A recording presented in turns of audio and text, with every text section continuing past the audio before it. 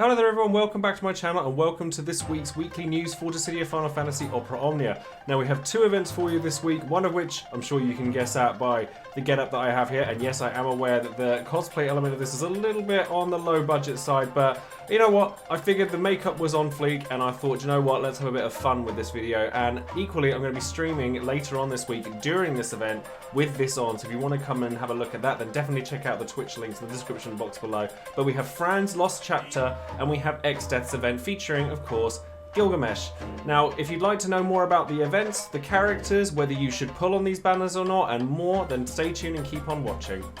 As always guys, don't forget to check out all of the social media links in the description box below, including Twitter, Twitch and Discord. Twitch has been absolutely phenomenal these past few weeks for me, and I'm extremely thankful to every single person that lurks in the chat, follows the channel, subs to the channel, donates to the channel. Every single thing has been phenomenal these past couple of weeks. I've actually just finished my FF14 12-hour stream. We did a 12-hour stream for FF7 last week. It's just been absolutely fantastic, and I'm so thankful to every single one of you that comes along. We're going to be streaming every single time a new event pops up in Opera Omnia, so if Opera Omnia is what you want to see, be sure to check out the Twitch channel whenever an event comes out, because I'll be sure to be streaming them as and when they come out.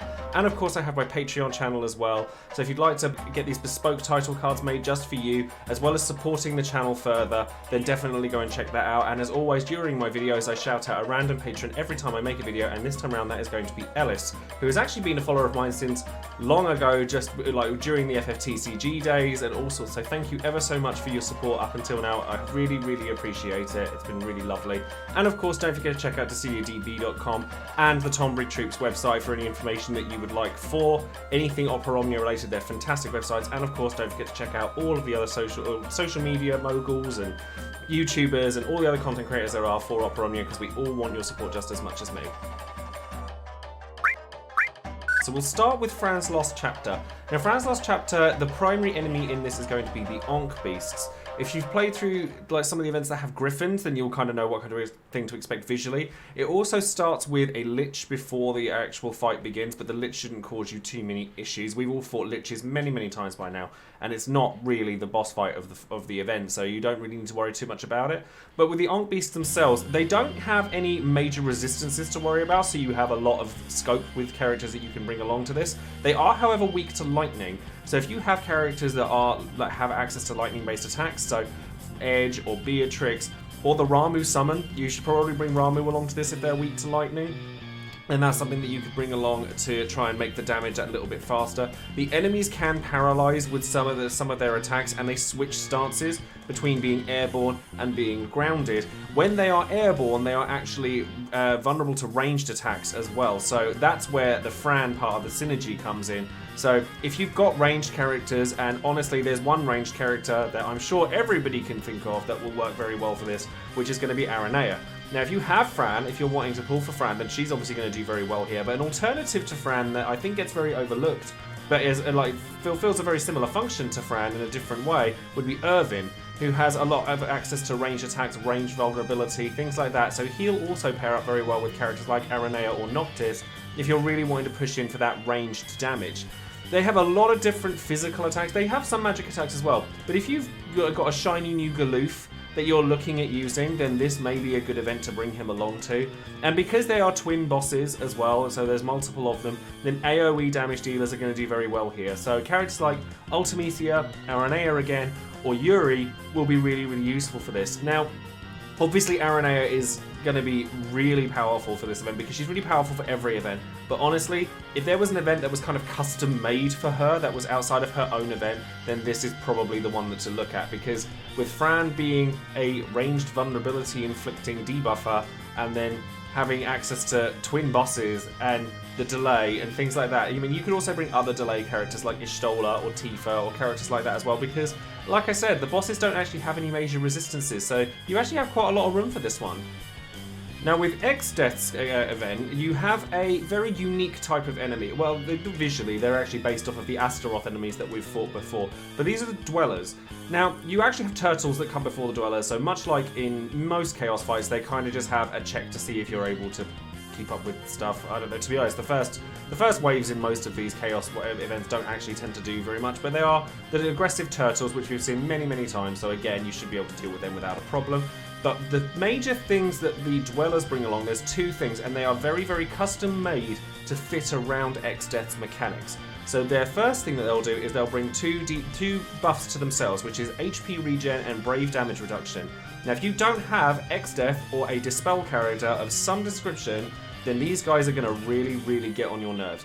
Now I think that Vanille is like the best character you could bring along for this, because she has Dispel, she's got attack down in her kit, so she's going to make it so that their attacks don't hit nearly as hard.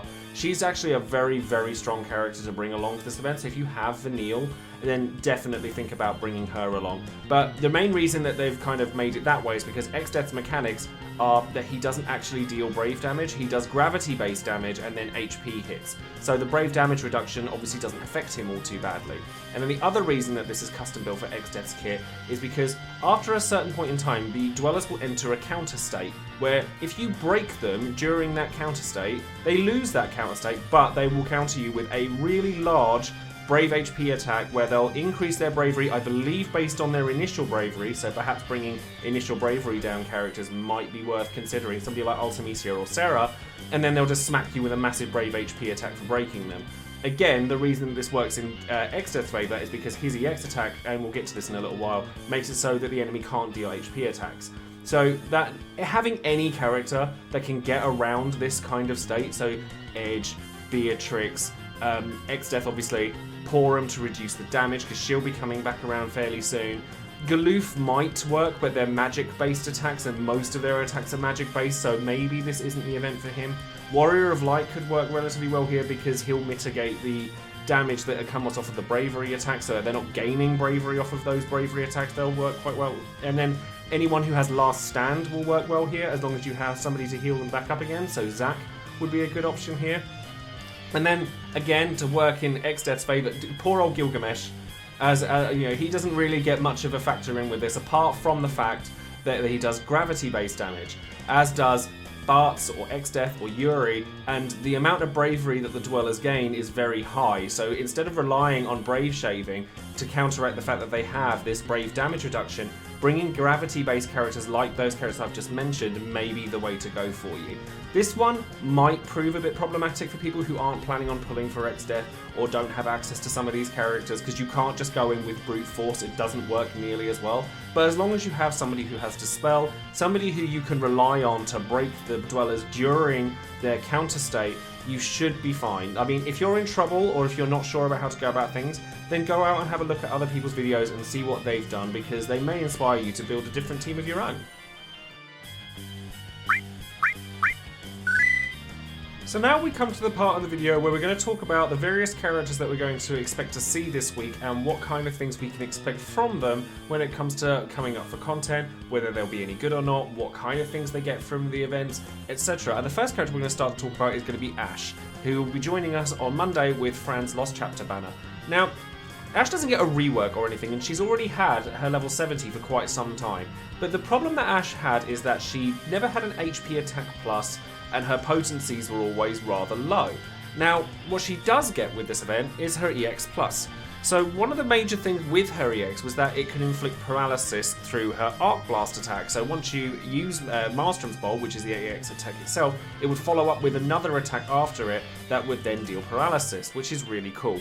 Now, what the realization actually brings to her is that A, it increases the amount of damage that the attack deals in general, which is really useful because Maelstrom's Bolt wasn't the strongest attack in the world, and with Arc Blast being a 5-hit Brave HP attack on the end of an attack, when you've looked at things like Leo's Shock, you really want to be picking up those Brave potencies so that she can deal that much more damage. But not only that, but it also gets 50% HP damage to non-targets, so 50% splash damage, and she finally gets an HP attack plus. It's nothing hugely to write home about. It's a Brave HP attack with 120% Brave Overflow, which is, it's okay.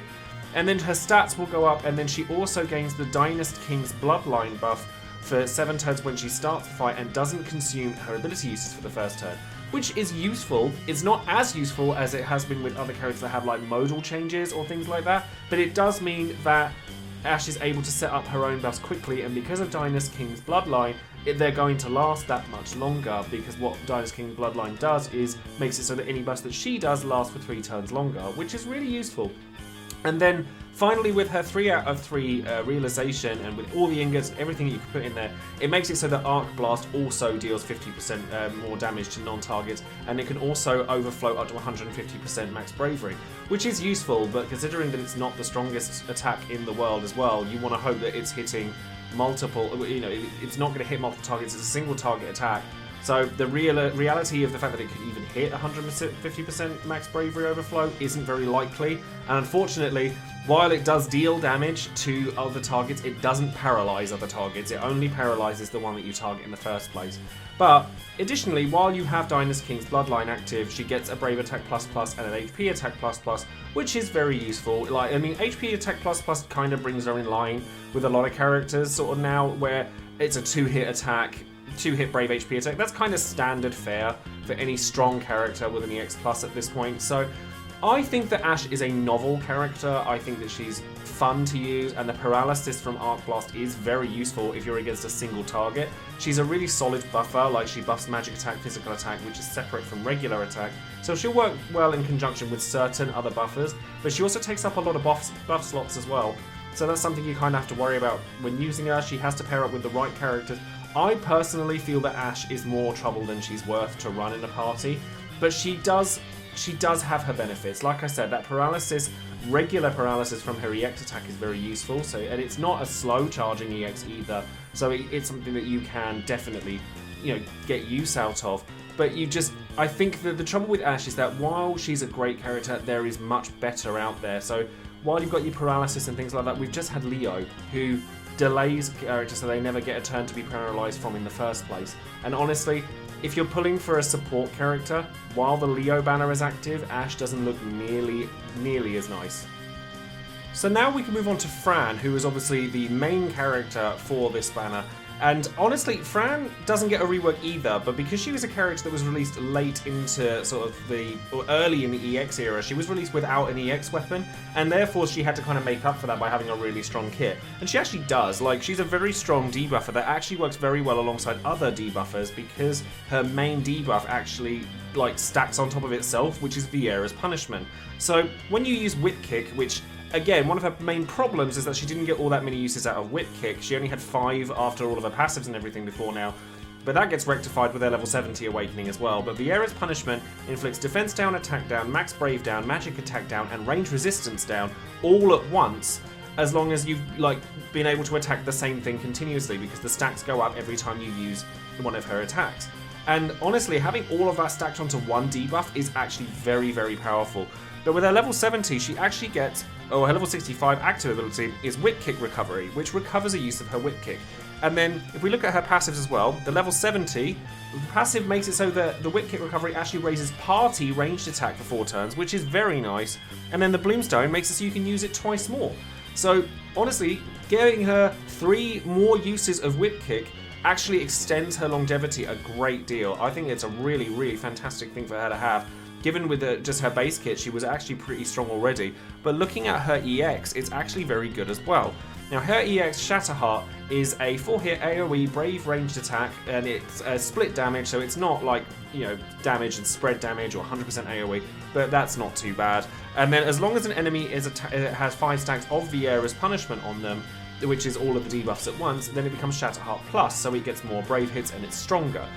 And then with her EX Plus, what she gets is she gets a little bit more party-friendly stuff, and it's really nice to see. So with her, we're just putting a book onto her Elfin Bow, she gets 3 stacks of Viera's Punishment from using Shatterheart, which is actually very handy, carrying over into multiple multiple waves, things like that. It's really useful to have. It also grants her a new buff called Mist Perceiver, which raises your party's max bravery and lowers your opponent's speed. So again, it's another debuff that doesn't impact other debuffs. So my favourite thing about Fran is that she doesn't affect other debuffers in your team, and she still brings some nice things to the party as well. Then she gets some nice sort of stat buffs from her 1 out of 3, which is what you'd expect from a 1 out of 3. And then I quite like the 2 out of 3 because it increases the recast speed of Shatterheart, so it goes from slightly slow to normal to slightly fast, and that makes a huge difference to a character who wants to use their EX as much as physically possible. She also starts with Aerial Archer, which is the buff she gets from her Feral Strike, which is what increases her damage, and you get Mist Perceiver from the bat as well, But possibly my favourite thing about this is the fact that you, whenever a battle starts, so that's every wave, you start with 2 stacks of the Air's Punishment on all enemies for 6 turns. So it doesn't take nearly as long for you to get stuck in and just deal extra damage. The defenses are already lowered, or you're getting more attack downs. And obviously if you have Shatterheart ready, then you can inflict the 5 stacks straight away, and that's really, really cool. I like the fact that you get characters like Sarah who benefit from your opponent having debuffs when they enter, just from her cursed passives and things like that. I honestly think that your opponent starting debuffed makes a huge difference to quite a few characters, so it's worth looking at just for that. And then of course her 3 out of 3 makes the EX itself that much stronger. So instead of it just becoming a single attack, it becomes a double attack. So 4 hits executed twice, so 4 hit Brave, then HP executed twice, and then more Brave Overflow, more hits, and then with Shatterheart Plus, so if they've got the 5 stacks of Air's Punishment on, it does 6 attacks twice, which is actually really heavy. And then she actually gets an EX, her HP attack turned into an HP attack plus plus, which is a 2-hit AoE Brave HP attack, which I think is fantastic. And bear in mind that she starts with both of those buffs as well, so she could actually be a pretty good farmer to like at least, you know, help out with Yuna or Lana Rain, because she has a very similar HP attack to Ultimisia, where it's AoE Brave, single target HP, and that's actually really nice as well. And that's got 127 max Brave Overflow, and it lowers the action delay, so it makes her next turn come a lot quicker. This is kind of why I'm a little bit disappointed with Ashe's HP attack plus plus, because I look at that, and it's like it's just a 2-hit HP Brave HP attack, and then I look at this and it's a 2-hit AoE Brave HP attack with low action delay. One is strictly better than the other, and I genuinely think that while Ashe and Fran work relatively well together because they've got like stacking buff, stacking debuff, things like that, I just think that Fran is a better character. So if you are pulling on this banner, I definitely think that Fran is the prize of the banner and Ashe is a consolation. I mean, a lot of people do still use Ashe, and I think that she's decent. I just don't think that she's incredible, even though, because the only thing you really want her for is that paralysis on her EX. Whereas with Fran, you get these stacking debuffs. She works really well with, like, Aranea is like her best friend in the world ever for, you know, taking advantage of the range resistance down and the range damage up from her 65 attack. She just benefits. If you like Aranea, then Fran is not a bad character for you to pull for. I think that over the next couple of months we've got a lot of characters coming out that are going to be very, very strong, so Fran is definitely like lower on that pile than most characters, but if you're a big fan of Fran, then she's a very good character. So now, before we go into the new character, I want to talk a little bit about Gilgamesh, the man of the hour, the face, the Gilgamesh. Now, if you guys have followed me for a long time, you know exactly how I feel about Gilgamesh as a character in Dissidia Final Fantasy Opera Omnia. But before going into it, I want to explain why this is the way it is and why I thought it would be good fun to do a little I say I cosplay for Gilgamesh, I'll probably look a bit more like Emperor Palpatine crossed with Darth Maul right now, but I'll take it. But basically, it was a fun goal that we had on my stream so that I would purple Gilgamesh because it was a meme and it was something that I never thought in a million years that I would ever do. But the goals got met, and I am a man of my word, so I am going to purple Gilgamesh despite the fact that I still think he's a pretty terrible character. But I will go out of my way to kind of reassure you that it's not all bad, and that there are reasons to go in for Gilgamesh if you are a big fan of him. So the problem that I have with Gilgamesh primarily is that all of his attacks, even after he's had his original rework, he doesn't get a rework here unfortunately, but he does get his EX realization, is that they're all very, very low hit counts. Like, you know, Mad Dance is a 4-hit Brave HP attack, which is fine, but it's not up to scratch with a lot of things that characters can do now. Like, you compare that with Leo, which is like an 8-hit Brave HP attack that you get every other turn, and it got 2-turn delay on it, and it's ridiculous. But the main thing that you can get from Gilgamesh is that his big man on the big bridge has a really nice aura, actually, which it raises his attack based on the number of stacks that he has, so the number of times you use Mad Dance or Wild Dance, and then it comes from his EX as well. And it also lowers all enemies' attacks, so he'll work fairly well alongside characters like Vayne, who also have auras that have to do with lowering attack, or anything that lowers your opponent's attack, then Gilgamesh will work quite well in conjunction with that.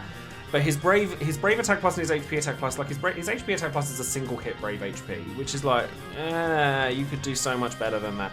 But Hurricane, now I already have Hurricane. I already have the Wind/EX weapon. Again, you guys who have followed me for a long while will know that again, as a joke, I thought, you know what, I'll put a few tickets into his banner, original EX banner, and I got his the one time I get really lucky on a banner, and it's Gilgamesh EX. So now it's coming back in full force. But his Hurricane is a 3-hit Brave HP attack that gives him Big Man on the Big Bridge stacks. It also has a turn delay on it, which also compounds well with Vayne, and it's got a slightly fast recast rate after you've maxed it out with Power Stones, which is kind of nice. It's not anything insane, but he gets some nice little bits out of it. But his EX realization actually does, I've done a lot of research into my Gilgamesh, because if I'm going to run him, I'm going to damn well make him work. He actually gets quite a lot out of his EX realization. I mean, does it make him a busted character? Not even slightly, but he does get some nice things. So once you've maxed out his EX, so I'm just going to say it 0 out of 3 and 3 out of 3, it becomes an AoE Brave attack and a 50% splash damage attack, so it actually does hit fairly hard, and it has AoE delay by a turn, which I do enjoy quite a lot. At 0 out of 3, it recovers a use of his Mad Dance, which means that he now has longevity, which is really useful. He gets some nice stats out of it, just like everybody does with their 1 out of 3. When he uses Hurricane, it extends the duration of his Big Bridge effects by 2 turns, which is nice because you will get his EX quite frequently, because you'll be using Mad Dance, Wild Dance quite a lot. And it also grants him Gilgamesh of Honor for 5 turns. Now this buff is what saves him. It raises his initial bravery, it raises his Brave Overflow on all of his abilities, and it also grants him Brave Regen.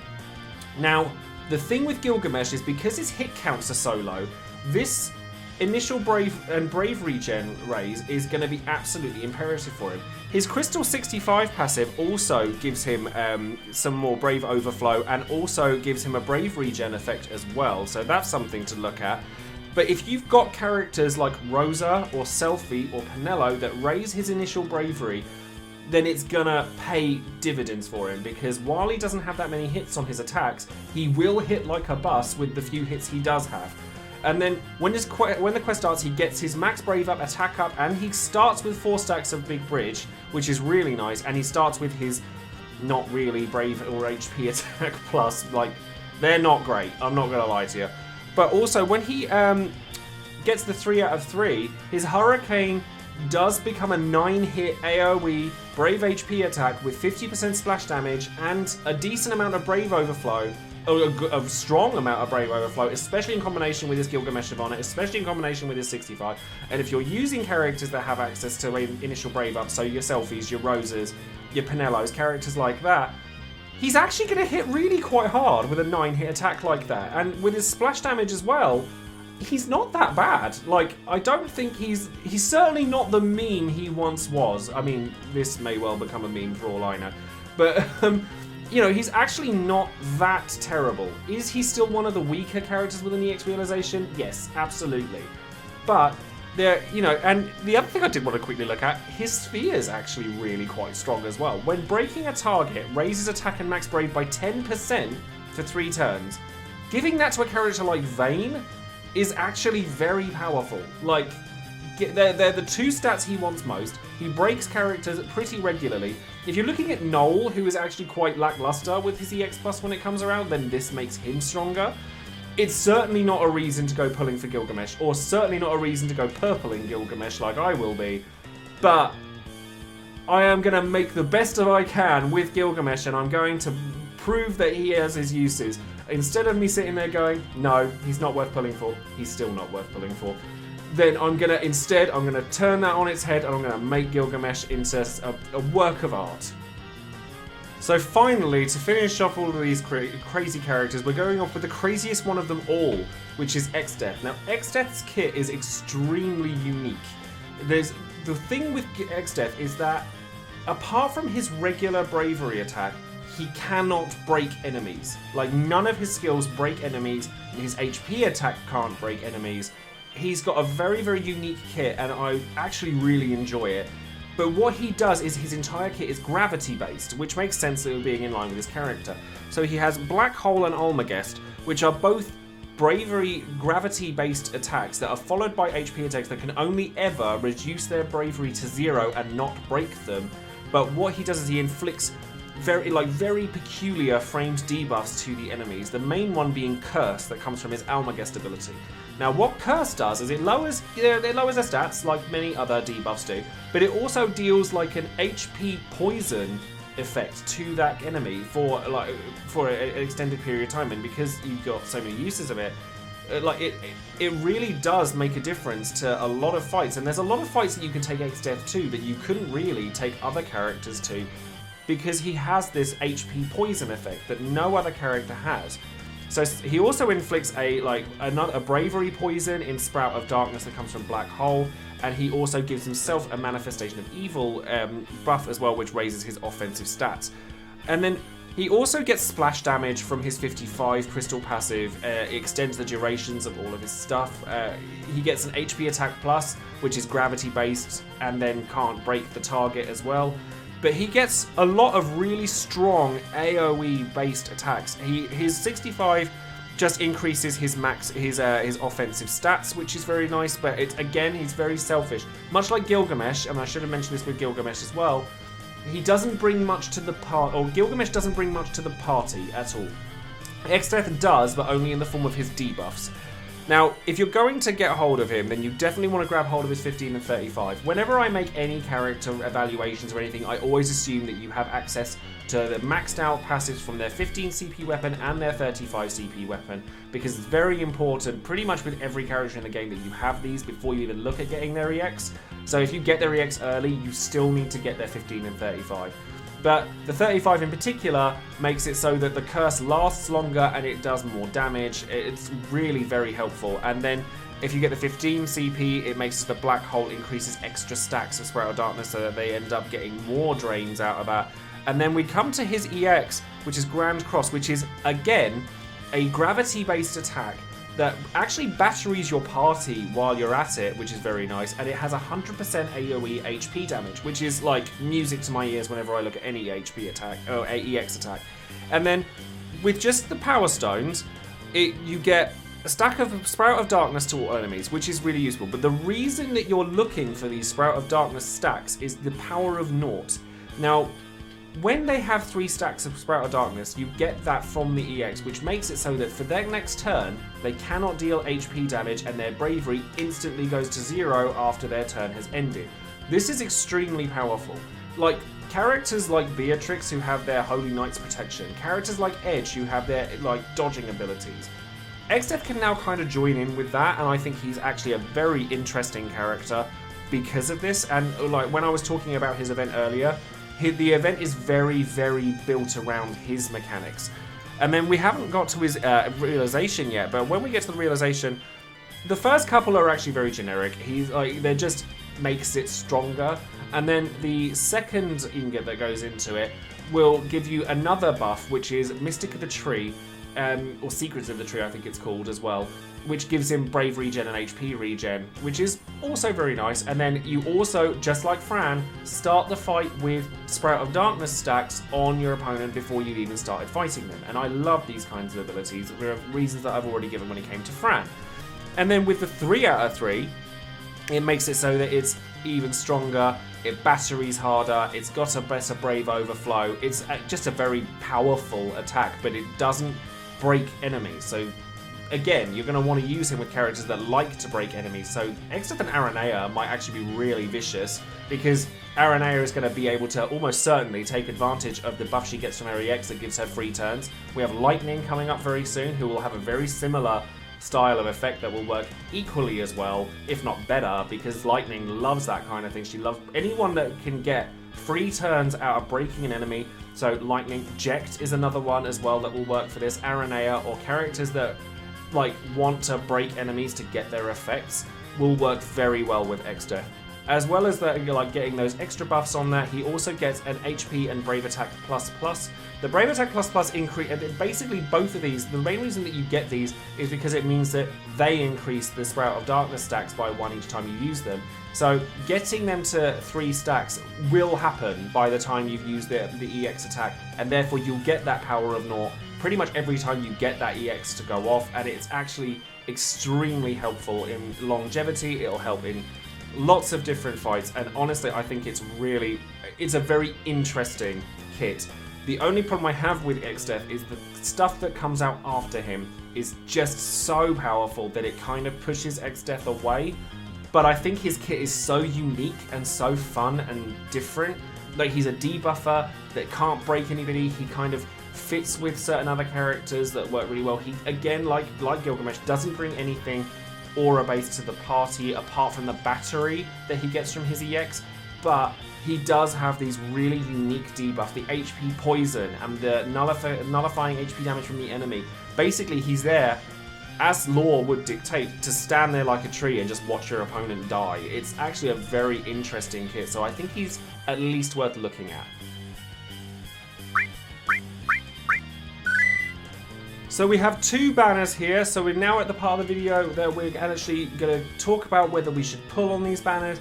Do you think that it's worth putting tickets into it? Do you think that it's worth putting gems into it? And what do I think?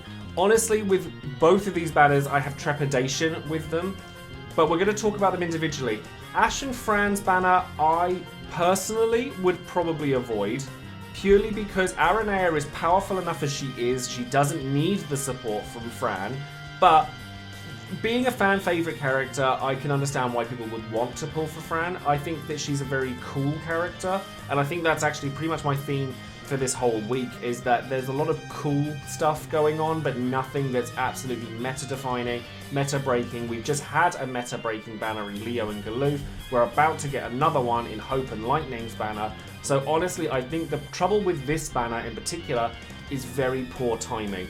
Fran is probably the best, one of the better characters you could pull for this week, but equally, while she's very cool, I think she's very much a luxury item. And Ashe, I think, is still, she's decent, but she's relatively underwhelming when compared to other characters that bring, like, disruption like she can. So characters that have delay, I prefer having delay to having, like, paralysis outright. And if I were to bring paralysis, I'd probably bring a character along like Cloud or something like that. Whereas Ashe is, while if you already have Ashe, I would definitely consider putting maybe a book or maybe some resources into her if you really like her. I think that because ingots are so strained right now, I don't think Ashe is a character you can realistically be putting ingots into if you want to be putting them into Lightning, Hope, Leo, Galoof. There's Vayne, Cecil. There's loads of characters this month that really want ingots, and for the next couple of months, that does not ease up. So if anything, I would take this week to try and start saving ingots.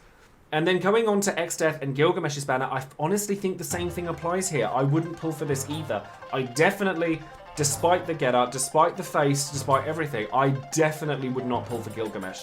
I don't think that he is worth your resources at all, to be perfectly honest. I am doing it for my own reasons, and I really hope that I can make as best use of him as I can, and I really hope that I enjoy using his kit, because I'm not going to lie, I'm a little bit scared to put those 3 ingots into Gilgamesh and not into Galoof instead, because that's who I've sacrificed to give these ingots to Gilgamesh. But I do think that he hits fairly high. I think if you give him the right, like, setup, he can actually be alright, but it's also important to know that I'm not actually having to put any tickets or gems into this banner in order to get Gilgamesh. I already have his stuff, and that even on its own was a meme, but I definitely wouldn't pull for Gilgamesh, not at all. ExDeath, on the other hand, I think the problem with ExDeath is that he's on a banner with Gilgamesh. But ExDeath is really cool. Like Fran, he's really cool. I don't think you ever need to have ExDeath, but if you have him, he is a very fun character. He's very unique. He's got a lot of things going for him that no other character has, and I really would like to see him. I personally may put a few tickets into this banner, because if I get dupes for Gilgamesh's 1535, then it saves me Power Stones. And if I get ExDeath, then I would really like to use him. But equally, I just don't have the ingots to give to him, so it's probably still not worth me even pulling for him. Even though I think his kit is really cool, you just have to think with both of these banners, the reason that I'm saying that these banners are not worth pulling for isn't because the characters on them are outright terrible, except Gilgamesh maybe. It's because the characters either side of these banners have been so strong that you're either recovering resources or you're saving resources for what's coming next.